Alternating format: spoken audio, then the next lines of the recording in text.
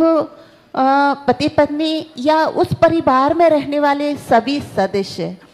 और इस विषय में अलग अलग सभी के, जैसे और भी महाराज श्री कुछ बताते हैं कि आहार ले सकते हैं, तो ऐसे लोगों के बारे में मन में बहुत सारी जिज्ञासाएं हैं, तो कृपया कर समाधान कीजिए। विकृत कुल का दो प्रकार से होता है।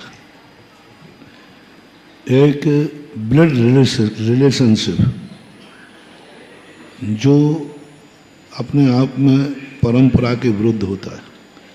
दूसरा होता है जाति से विकृत। जिस जाति की जो परंपराएं हैं, विजाति शादी करना, विधर्मी शादी करना, ये सामाजिक विकृता है और सामाजिक विकृति को आप नकार नहीं सकते। यद्यपि शुद्धम लोक विरुद्धम ना करणीयम ना आचरणीयम। यदि लोक विरुद्ध है तो वह भी विकृति मानी जाती है। तीसरा होता है धार्मिक विकृति। धर्म के विरोधी व्यक्ति से संबंध बनाना, ये धार्मिक विकृति कहलाती है। जो हमारे धर्म के प्रतिकूल है, जो हमारे देव शायद गुरु के प्रतिकूल है, उनसे संबंध बनाना भी एक विकृति है। हमारे यहाँ षड आयतन में गुरु कुदेव कुदेव और उनकी प्रशंसा करना भी अनायतन है, और व्यक्ति उनसे संबंध बना रहा है, उनकी प्रशंसा करना भी अनायतन है, अनुमोदना करना भी अनायतन है, फिर संबंध बनाना तो बिल्कुल पूर्णतः अनायतन ही है।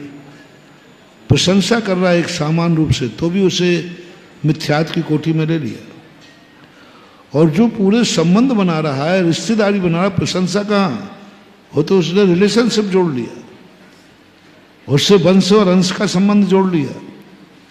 जब इतना संबंध जोड़ लेता है तो ये अनायतन का भी बहुत बड़ा रूप हो जाता है। धार्मिक विकृति, सामाजिक विकृति और ब्लड रिलेशनशिप की विकृति, ये तीनों विकृतियां जब आती हैं वह शादी ब्याह आदि के लिए निषेध है और धार्मिक क्रियाओं के लिए भी निषेध है। जब धर्म से ही विकृति आ रही है तो धार्मिक अनुष्ठान कैसे कर सकेगा? सामाजिक विकृति आ रही है तो सामाजिक अनुष्ठान में कैसे शामिल हो सकता है? अब कौन कर सकता है, कौन नहीं कर सकता? हमारे यहाँ कृत कार्य अनुमोदना है। जिसने किया है, यदि उस कार्य को आप करवाते हैं, ठीक कहते हैं, तो आप भी उसी कोटि में आएंगे। मान लो नहीं करवाते हैं, बाद में जाके आप उसको एक्सेप्ट करते हैं, अनुमोदना करते हैं, उसके साथ अपना संबंध बना के रखते हैं, तो जितने संबंध बना के रहेंगे उन सब कुल की विकृति मानी जाएगी। या तो फिर वो व्यक्ति छोड़ दे। जैसे मान लो एक घर में किसी बेटे ने कुछ कर लिया XYZ, तो उस समय यदि सारा परिवार उसको अलग कर देता है, भोजन पानी से अलग कर दे, धंधे पानी से अलग कर दे, उसका हिस्सा देकर अलग कर दे, फिर पूरे परिवार से वो पूरा परिवार विकृत नहीं माना जाएगा, मात्र वही विकृत माना जाएगा जिसने किया है। लेकिन उसी के साथ तुम रह रहे हो, एक चूल्हे पर रोटी खा रहे हो, एक साथ कमाई खा रहे हो, तो जितने लोग उसके साथ में हैं वे सब विकृत की कोटि में आएंगे, क्योंकि अपराध करना और अपराधी को शरण देना दोनों अपराध की कोटि में आते हैं।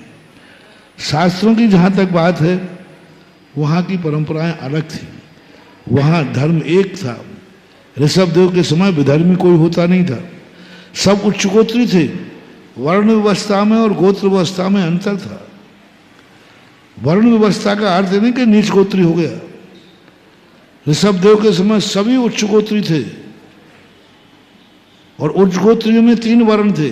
उच्चगोत्री ही शूद्र थे, उच्चगोत्री ही क्षत्रिय थे, उच्चगोत्री ही वैश्य थे। गोत्र सबका, क्योंकि भोगभूमि में नीच गोत्र होते ही नहीं। तो वर्ण व्यवस्था तो मात्र धंधे के आधार पर की गई थी, ना कि ब्लड के आधार पर नहीं की गई थी। वंश के आधार पर वर्ण व्यवस्था नहीं थी। आज धीरे धीरे विकृत करके वर्ण व्यवस्था ने जाति का रूप ले लिया है। यदि जाति से अलग होकर वर्ण व्यवस्था करते तो आज भी वो संबंध बने रहते, लेकिन आज वर्ण ने जाति का रूप ले लिया और जाति ने कानून का रूप ले लिया और कानून में समाज का रूप ले लिया। ऐसी स्थिति में हमें ये तीन विकृतियां देखना पड़ेंगी। इन तीन विकृतियों से कुल की विकृति मानी जाना चाहिए जाति। रही बात व्यक्तिगत विचारों की, तो व्यक्तिगत विचारों की आज ऐसा कानून है प्रजातंत्र का, हम किसी को रोक नहीं सकते। यदि कोई महाराज लेते हैं तो लेते हैं, उनकी मर्जी, उनकी छूट है, कोई कानून नहीं है। यदि कोई व्यक्ति सुबह उठ करके अपने पैरों का अभिषेक करके माथे पे गंधोदक लगावे, कौन रोक सकता है? बोलो, हो किसी में ताकत तो बता दो। प्रतिदिन अपने पैरों पर जल डाले, निर्मलम निर्मले करुणाम पवित्रम, अपने खुद गई। आप रोक के दिखाओ। आप कोर्ट चले जाओगे तो भी कोर्ट क्या कहेगा? भाई वो अपने पैर पूज रहा है, तुम्हें क्या तकलीफ हो रही है? कोर्ट भी नहीं है, धर्मनिरपेक्ष राज्य है। धर्मनिरपेक्ष का अर्थ ही होता है कि कोई अपना स्वयं कोई याद करे सुबह उठ करके और अपने अभिषेक करे, गंधोदक लगावे, पूजा करे अपनी खुद की, तो करे, कुछ नहीं कर सकते। एक सिद्धांत होता है, एक मार्ग होता है, एक समाज का बहुमत मार्ग होता है, एक साधु समाज का बहुमत मार्ग होता है और एक समाज होती है। समाज जब बहुमत में किसी एक पक्ष में होती है तो समाज ही कानून होती है। समाज एक बहुत बड़ा कानून है। दो गवाहों पर जब कानून निर्णय कर लेता है, यहां तो कितने गवाह हैं? दो गवाह मिलने पर कोर्ट भी निर्णय कर देता है। यहां तो समाज का बहुमत 90-99%। जब 99% एक पक्ष में गवाह हो, वहां कोई कानून, वहां कोई आगम नहीं चलता, वहां कानून, समाज का बहुमत ही कानून होता है। मीटिंग में होता है, मीटिंग में जहां बहुमत हो जाता है वहां कानून भी कुछ नहीं कर सकता। ये कहते भाई आपका बहुमत है।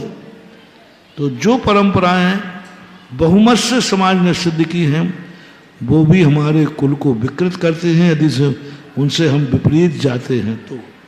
और जब सारी समाज उसको एक्सेप्ट कर लेगी तो फिर कानून भी बदल जाएगा। ऐसा बात है। गुरु चरणों में जिज्ञासा आप रखें उससे पूर्व श्रवण संस्कृति सम्यक ज्ञान प्रतियोगिता अगस्त 2024 के परीक्षा